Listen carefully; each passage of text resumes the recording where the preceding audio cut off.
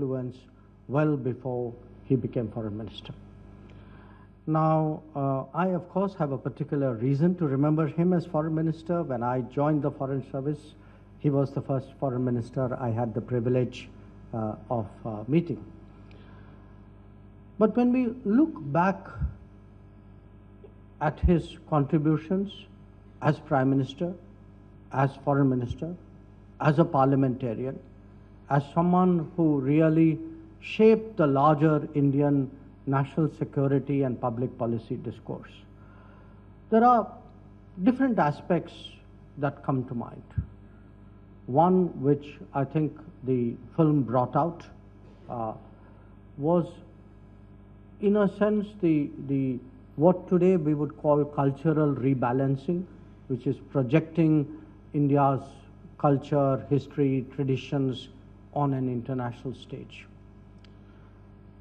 But as a practitioner, I think what is particularly important and today very relevant to note is how much, how developed and nuanced his understanding was of the contemporary world, the world in which he operated.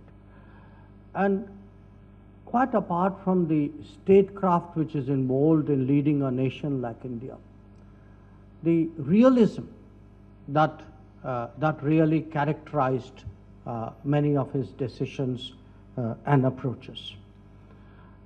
We saw that in the manner in which he transformed the relationship with the United States in the post-Cold War environment, recognizing really how much more important and consequential that relationship had become for Indian national interest.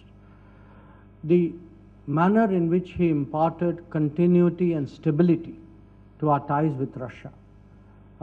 And really one looks at that period, starting from the time when he was foreign minister till his prime ministership and beyond, that at a time when so many important relationships in the world were changing, there was a very unique steadiness about the India-Russia relationship, and I think a lot of it had to do with the personal understanding and the efforts which were made by Prime Minister Vajpayee.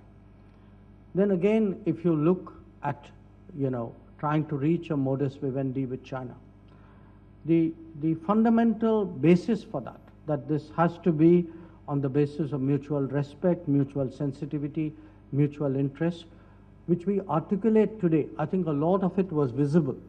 Going back to the period, going back to actually the then Foreign Minister Vajpayee's visit to China. And of course, our own neighborhood, a neighborhood where he saw all the opportunities of cooperation, but was never impervious to the challenges of terrorism. His realism in using all instruments at his command to actually try to forge a basis of relationships in this region which would very explicitly abjure terrorism. So there is so much that can be said about him.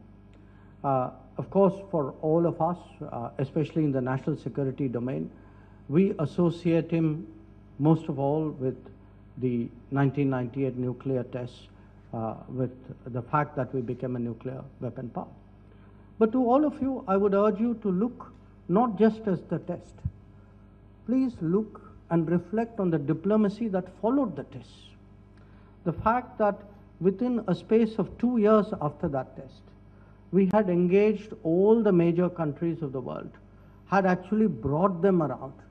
So when you had a visit of a President Clinton or a Prime Minister Howard or a Prime Minister Mori, or the visit of President Chirac, it was actually the post-test diplomacy, which is something which I think anybody who's in the field of diplomacy should really look at and seek to draw lessons. And I can tell you, at that time, I myself was posted in Japan, and it was a relationship which was particularly affected by the nuclear test.